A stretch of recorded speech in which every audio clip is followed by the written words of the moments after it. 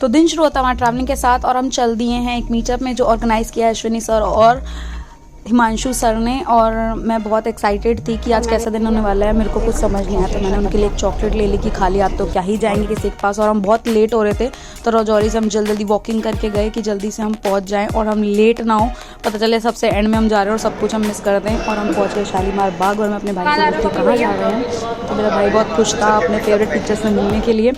और यहाँ पे हम बस पहुँचने वाले हैं और मेरे दिमाग में इतना सब कुछ चल रहा था, मैं उनको क्या बोलूँगी तो क्या कहूँगी। और यहाँ पे हम पहुँच ही गए हैं लगभग। और जैसे जैसे मेरा कदम बढ़ रहा था वैसे वैसे मैं सोच रही थी मैं कैसे ग्रीट करूँगी, क्या बोलूँगी, क्या कहूँगी, कैसे होगा सब कुछ।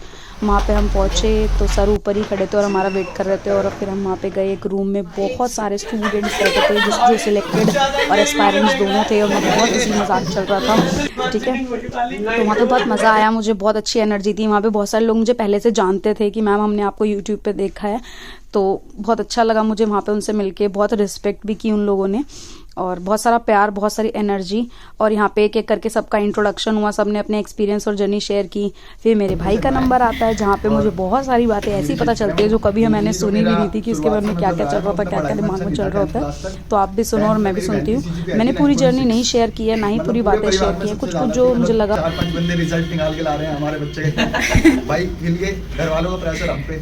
भाई लड़की ने करा लड़का भी करेगा, लड़का अपने मजे में है।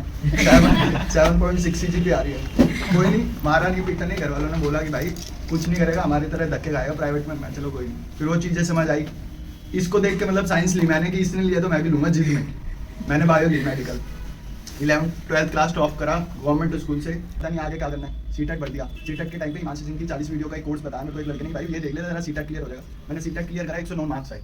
फिर उसके बाद उसी टाइम मैंने एस्टेट किया, एस्टेट भी क्लियर, 106 मार्क्स आए। वो सब क्लियर करने के बाद मेरे को समझ नहीं आया, मैंने केवीएस की तरफ कभी देखा भी नहीं था क्योंकि बहन डीएसएसबी में था, सोचता था डीएसएसबी करेंगे। और ना केवीएस की वैकेंसी आ रही थी, डीएसएसबी की बल्कि 400 वैकेंसी आई थी। वो कह रहे थे ना केजरीवाल हर साल वैकेंसी निकालेगा डीएसएसबी, तो माइंड में ये था डीएसएसबी टारगेट लेके चलना है। तो डीएसएसबी की तैयारी चल रही थी, बाकी हरियाणा पुलिस वाला वगैरह के एग्जाम दिए, वो क्लियर हुए। वहाँ नहीं गए क्योंकि हाइट उतनी थी, फिजिकल में आउट हो गए। फिर सिस्टर के कांटेक्ट में रहे। फिर मेरे को पार्ट भी उस पर उतना टाइम नहीं होता था कि वो मेरे को पढ़ा पाए, मैं समझ नहीं पाता था कहाँ से करूँ। और पार्ट भी मैंने क्योंकि इरेगुलर डीएलएड करा तो मेरे को पता नहीं था मैं कहाँ से पढ़ूँ। फिर मेरे को यूट्यूब पे इधर उधर भटकते रहते हैं, इसका देख लिया उसका देख लिया। फिर इधर सर का सिलेक्शन हुआ था, सर का कॉन्टैक्ट आया मेरे को अश्विनी सर के इंटरव्यू से कि इस बच्चे का सिलेक्शन हुआ। मैंने देखा यार नई उम्र का बच्चा है, देखते हैं मतलब बच्चा क्या सर थे उस टाइम पे तो कैंडिडेट ही था बच्चा है। तो मैंने देखा भाई इंटरव्यू, तो इनसे बात हुई। मैं उनको उतना नहीं जानता था, मैंने सर की वीडियो देखी कि ये स्ट्रैटेजी करो। मेरी इंग्लिश वीक है तो मैं सोचा यार इसने सही बात बताई, 150 रूल याद कर लो कुछ तो फायदा होएगा ही। मैंने भाई वही फॉलो करा, मैं 150 मारो करते कुछ तो करना है, चलो ठीक है। फिर वो पार्ट भी मतलब धीरे धीरे सर से करते गए। अब मैं पार्ट में इतना हूँ कि मेरा अच्छा खासा स्कोर डीएसएस में बन रहा है। फिर यहाँ पर एक हमारी एक पीआरटी टीचर थी म्यूज़िक की जो बहुत सुंदर गाया उन्होंने, बहुत प्यारा गाना। शायद फिर इस जन्म में मुलाकात हो ना हो, लग जा गले से हमको। और उसके बाद आती है मेरी बारी और दूसरों के इंट्रोडक्शन में मैं इतना बिजी हो गई, इतना भूल गई कि मैं भूल ही गई कि मेरी भी तो इंट्रोडक्शन की बारी आई है। और उसके बाद जो मैंने कहानियाँ सुनाई हैं कि मैं अपना नाम बताना तक भूल गई थी। बट बाय गॉड ग्रेस लोग मुझे जानते थे, तो मैंने वहाँ पे कौन कौन सी कहानियाँ सुनाई हैं मुझे खुद भी नहीं पता, जो शायद मैं शेयर करना चाहती थी और मैंने कभी शेयर नहीं की। और जो काम की बातें बतानी थी वो तो मैं बताना ही भूल गई क्योंकि मैं इतनी एक्साइटेड थी। और फिर मैंने जो मुझे लगा मैंने वहाँ पे बताया। और बाद में मुझे कुछ ऐसा फील हुआ कि शायद मुझे चुप हो जाना चाहिए, बहुत देर हो गई मुझे बोलते बोलते। तो मैंने फिर अपने इंट्रोडक्शन को बहुत छोटा कर दिया और बिल्कुल मेन बात बता के ख़त्म कर दिया। और इस तरीके से मैंने अपनी जर्नी को शेयर किया।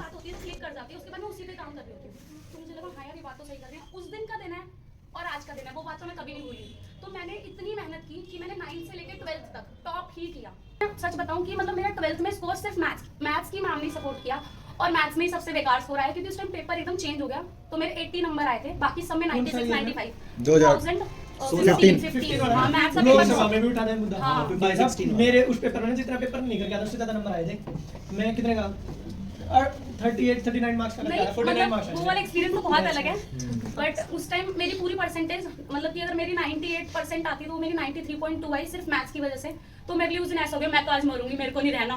जिस मैम ने सपोर्ट किया उन्हीं के नंबर इतने कम आया। बट समहाउ तुम्हारे पेरेंट्स संभाल लेते हैं। भैया थे उनकी उस टाइम पे केवीएस में जॉब लगी थी, तो उनको देख के मेरे पापा को लगा लड़की हमारी इंटेलिजेंट है, इसकी टीचिंग करा देते हैं, डीएलएड की फीस भी कम है।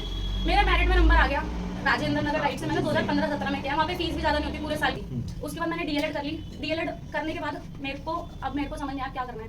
तो मेरे उनकी जॉब तो लगी थी, फिर हमारे घर में ना मतलब जिनके मकान मालिक जो Rent बता पे? रहे थे, जिनके रेंट पे रहते थे, उनके भैया की फाइनेंस मिनिस्ट्री में जॉब लगी। तो मैंने कहा उनको इंस्पायर करो जो हमारी जर्नी से निकल गए। तो मैं उनके पास गई, उनसे बात की, तो उन्होंने कहा ऐसे ऐसे कोचिंग ले ले। तो मैं पैरामाउंट का कोचिंग सेंटर हमारे पास, मैं वहाँ पे गई और वहाँ पे मैं गई। पहले तो सब कुछ अच्छा ही दिखाते हैं, जब पैसे ले लेते हैं, फीस ले लेते हैं, पता नहीं कैसे कैसे करके। तो मेरे पेरेंट्स ने वो 14,000 रुपये दिए थे, वो मुझे पता है। और भाई मैं गई वहाँ पे 1-2 महीने बाद कोई टीचर ही नहीं आ रहा, और इंग्लिश का टीचर तो बीच में छोड़ के भाग गया। मैं कह रही यार इंग्लिश मैथ तो पढ़ने की चीज़ होती है, चलो जीएस तो पढ़ लूँगी, वो कैसे पढ़ूँ, चलो वो भी हो गया, वो कोचिंग जैसे तैसे पूरी हो गई। मैंने कहा भाई कोचिंग वाले भरोसे नहीं रहना, और दोबारा कोचिंग लेने का मैं सोच भी नहीं सकती थी, क्योंकि एक तो 6 महीने का टाइम खराब होता है, प्लस पैसे नहीं थे मेरे पास, मैं सच में नहीं थे पैसे। तो मैंने कहा मैं क्या करूँ, फिर मैंने प्रॉपर मैंने कहा मनीषा या तो आर या तो पार लगनी है। तो मैं 1 साल लग के 6 महीने तो कोचिंग के, 6 महीने उसके बाद की तैयारी के, मैंने नहीं देखा दिन क्या होता है, रात क्या होता है, 3 बजे 4 बजे मैं मतलब सिर्फ पढ़ने पर फोकस था। वो भी एसएससी की तैयारी करती थी, क्योंकि मेरे एक मामा जी है, उनकी भी एसएससी में जॉब लगी है। तो टीचिंग का मैंने बिल्कुल नहीं सोचा था। फिर मैं एसएससी का पेपर देने गई एक जगह, वहाँ पे मतलब कभी कभी ना भगवान आपको रास्ते पे लेके जा रहा होता है, मुझे नहीं पता कैसे लेके जाता। तो वहाँ मुझे डाइट का एक क्लासमेट मिल गया, और वो मेरे ही सेंटर पे, तो वो मेरी फोटो का पता नहीं क्या चक्कर हो गया, फिर वो फोटो मतलब कि फोटो स्टूडियो पे लेके गया, फिर कुछ हुआ। तो उसने मुझे रास्ते में समझाया यार तू क्या एसएससी की तैयारी कर रही है, ठीक है। मैंने कहा तू भी तो कर रहा है। तो कहता है मैं तो ट्रायल मारने आया हूँ। मैंने कहा मैं तो भाई ट्रायल मारने नहीं। तो उसने कहा जितनी मेहनत तू एसएससी में कर रही है ना, DSS में करेगी ना, एक बार में पेपर निकल जाएगा और तू उसकी तैयारी कर, उसमें तेरी जॉब जल्दी लग जाएगी। मतलब उसकी बात मेरे हिट कर गई कि हाँ यार हिंदी और साइकोलॉजी तो पढ़ना है, पार्ट बी के लिए पढ़ना है, और हिंदी पढ़नी है, बाकी सब्जेक्ट एसएससी वाली है। मैंने ये बात सही बोल रहा है, जॉब भी तो लेनी है मुझे। कह रहा हूँ इसमें देख, अगर तू अब 12th के बेसिस पे करेगी 30-40 हज़ार रुपये की नौकरी मिलेगी, उसमें क्या 50 से, उसमें पता नहीं कौन सी कैलकुलेशन बता दिया, वो मेरे दिमाग में बैठ गई सेट। मैंने कहा मुझे तो नौकरी से मतलब है। मैंने भाई मेहनत की, साइकोलॉजी को एक अपना 3-4 घंटे देने शुरू कर दिया, हिंदी को देना शुरू कर दिया, और वो दिन रात लगी रही। और क्या मेरा ना मतलब इमोशनल वाला बहुत फैक्टर है, मतलब मेरे को अगर इमोशनली टच होगी ना कोई बात, तो फिर बस हो जाता है मेरा दिमाग खराब। मैंने कहा मैं तो गवर्नमेंट जॉब ही लूंगी, और मेरे को मतलब मेरे पेरेंट्स का सपोर्ट भी हुआ था। पॉइंट ऐसे मारते थे, पॉइंट वाले मतलब खंजर बहुत देते थे अंदर से। मैं कह रही है सही है, पैसे भी दे नहीं देते, प्राइवेट स्कूल में भी नहीं जाने दे रहे, आप अगर ट्यूशन पढ़ा रही है, यही होता है, तेरा खर्चा पानी चल रहा है ना। मैंने कहा ठीक है भाई, पढ़ती रही। फिर हुआ क्या कि केवीएस का पेपर है, मैंने कहा इनसे पीछे छुटकाने का ना, पीछा छुड़वाने का एक ही तरीका है, केवीएस में सिलेक्शन लेना, इनसे दूर रहूंगी मैं अपना आराम से। मेरा टारगेट ये हो गया कि भाई मेरे को केवीएस में जाना है, बहुत मेरे को सुनाते हैं, मेरे को कुछ भी सपोर्ट नहीं करते, कोई तो फ्रीडम नहीं है मुझे। मैंने केवीएस के लिए तैयारी करना शुरू कर दिया। उसी टाइम पे सभी जैसे बोले फ्रेंड्स बहुत अच्छा होना बहुत जरूरी है, तो मेरी फ्रेंड थी, तो उसने मुझे सच में बहुत सपोर्ट किया। हर टाइम मुझे बोलती थी कि मनीषा 70,000 का मत भूलियो, तुझे सैलरी मिलेगी। वो 70,000 मेरे दिमाग में से बैठ गई, क्योंकि आप सोचो कि आपके घर में बिल्कुल भी कुछ नहीं है, आप समझो, और आपके लिए जरूरी है वो, मतलब नीड है, आपको आपके पास कोई ऑप्शन ही नहीं है, ठीक है। तो मेरे को 70,000 बहुत ऐसा लगता था क्या है, और फिर मैंने ये सोचा कि जब मेरी जॉब लगी मैं ऐसे तैयार हो जाऊंगी। मतलब मेरा विजुअलाइजेशन नहीं चल रहा था, मतलब आपको एक एम लेके ना इमेजिन करना पड़ता है अंदर, उसको इमेजिन करके आपको मोटिवेशन मिलती है। तो मेरे को एक तो सैलरी और मुझे तैयार होकर रोज जाना है, मैं घर पे नहीं बैठ सकती। और एक दिन की बहुत केवीएस में मेरा केवीएस के पेपर जब हुआ, तो उसमें मेरे 107 नंबर थे। अब पेपर तो हो गया, वही केवीएस की कोचिंग, मेरे साथ के बच्चे तो वही कोचिंग ले रहे हैं कि इंटरव्यू कैसे मेरे फिर वही। और मेरे को ऐसा हो गया कि कैसे करूँ। मैंने कहा मनीषा जितना कैसे बेस्ट हो ना वो कर। मेरे पास जैसे पैसे थे ना इकट्ठे करके ट्यूशन की फीस 121 रुपये उस टाइम ड्रेसिंग टेबल आया था, तो मैं बोलने के आई, क्योंकि मेरे पास 14,000 रुपये फीस देने के लिए लिखा इंटरव्यू कोचिंग का। तो मैंने वहाँ पे मतलब अपनी इंटरव्यू की तैयारी जैसे भी हुई ना, अपना सब कुछ देने की कोशिश की कि भाई मैं अपना पूरा बेस्ट दूँ। तो मेरा इंटरव्यू में 56 विदाउट कोचिंग आया, तो मेरे लिए बहुत सेटिस्फैक्शन है कि भाई मैंने अपनी तरफ से बेस्ट किया, इतने कम रिसोर्सेज में भी। और DSS में मेरा MCD में 140 स्कोर था, तो मतलब मैंने 21 की एज में ही दोनों जगह सिलेक्शन लिया, बिना किसी कोचिंग, अपने ही सेल्फ प्रिपरेशन से। तो अगर आपको, मेरे को ये लगता है कि आपको कभी मुसीबतें या चैलेंजेस या कुछ भी आ रहे हैं ना, तो उससे अपने आप को एम से जोड़ो। और दूसरी चीज़ ये है कि अगर ना भी हो रही ना, क्योंकि ना के बाद भी ना आपको क्या पता कोई और अच्छा रास्ता हो, क्योंकि केवीएस से पहले ना AEES का पेपर आया था, तो उसमें पता नहीं क्या फ्रॉड हुआ था, मेरे नंबर बहुत अच्छे आए उसमें, तो मैं उसे बहुत रोई थी कि क्यों नहीं हुआ, but that was a better thing, क्योंकि उसके बाद मेरा DSS केवीएस का पेपर बहुत अच्छा हुआ। तो मेरा ये है कि अपने एक जैसे सर्वे का ना लोग अच्छे होने चाहिए जो आपको मोटिवेट करें, वो चीज़, और अपना इमोशनल फैक्टर ना स्ट्रॉन्ग रखो। इमोशंस आपके ना किसी चीज़ से कनेक्टेड होने चाहिए, क्योंकि मोटिवेशन ये है तो आपको ज़्यादा मेहनत कराएगी। और वही इमोशंस होते हैं ना, मेरे पेरेंट्स की बहुत सपोर्ट भी किया उन्होंने। तो पेरेंट्स जो सर ने शुरू में बात बोली, तो मुझे लगा कि आपके पेरेंट्स जो सपोर्ट कर सकते हैं आपकी इस प्रिपरेशन की जर्नी, वो कोई नहीं कर सकता, कोई भी नहीं कर सकता। तो बस ये बारी आती है हिमांशु सर की, उन्होंने अपनी जर्नी को कितने मज़ेदार तरीके से बताया कि सब बच्चे हंसकर इंजॉय कर रहे थे उनकी जर्नी को। उन्होंने बहुत आसान तरीके से, बहुत हंसते हंसाते सबको बताया कि उनका कैसे जर्नी रही, क्या एक्सपीरियंस रहा, कैसे उन्होंने तैयारी की, क्या बचा पार्ट बी की भाई तैयारी करी, सुबह रात दिन पार्ट भी पढ़े जा रहे हैं, नाइस पढ़ रहा हूँ ऊपर से नीचे, पता नहीं लग रहा कौन सा ब्लॉक चल रहा है, लाइन पे लाइन खींचे जा रहे हैं। सुबह उठे लैपटॉप खोल के बस देखे जा रहे हैं, लाइन खींचे जा रहे हैं, समझ नहीं आ रहा है चल क्या रहा है। फिर एनआईएस पढ़ने का पता जब तक फायदा नहीं, तो आपको पता ना कि सवाल किस टाइप के आते हैं। फिर जब मैंने पीवाई की देना स्टार्ट किया, जब पता लगा भाई जो मैं पढ़ चुका हूँ ना सवाल उसमें से आ रहे हैं, पर अब मुझे फिल्टर आउट करने में दिक्कत होती है। मुझे नहीं लग रहा कि सवाल सही में इसमें सारे तुम्हें ढंग से पढ़ना है कि नहीं पढ़ना है, इसको याद भी करना याद नहीं करना। फिर धीरे धीरे वो फिगर आउट होना स्टार्ट हुआ। फिर अपने थोड़ा पेपर भी आगे एक्सटेंड हो गया था ना, तो फिर थोड़ी तैयारी मैंने एक्सटेंड सी कर दी थी। पर फिर एक दिन आया था 15 जनवरी का दिन, मुझे आता है 15 जनवरी मैंने कर दिया था भाई, आज मेरी तैयारी खत्म हो गई। 15 जनवरी मैंने फुल स्टॉप लगा दिया था। मैं कह रहा अब चाहे पेपर ले लो कल, चाहे ले लो परसों, चाहे लो 4 महीने बाद, मेरी हो गई तैयारी पूरी, ठीक है। फिर वो पेपर ले लो कभी। फिर 7 फरवरी को पता लगा मैं पेपर मार्च में है, सारे तंग होते घूम रहे, मैं खुश हो रहा, ये पेपर आ गया, पेपर आ गया, पेपर आ गया। सारे मेरे दोस्त कह रहे हिमांशु पेपर आ गया, नोट्स दे, ये दे। मैं कह रहा भाई मजा आ गया पेपर आ गया। और मैं तो सोच रहा था, फिर 7 फरवरी को था डेट्स भी आ गई थी, तो मैं इसको सोच रहा था मेरा स्टार्टिंग में ही आते, फिर मेरा आया आखिरी महीने में 28-27 तारीख का आया, कब आया, फिर मैं 1.5 महीना खाली 15 दिन में रिवीजन सा कर रहा, घर वाले कह रहे तू पढ़ भी रहा है, क्या कर रहा है, मैं कह रहा चिंता मत करो तैयारी होगी है, बस देख आऊंगा आराम से।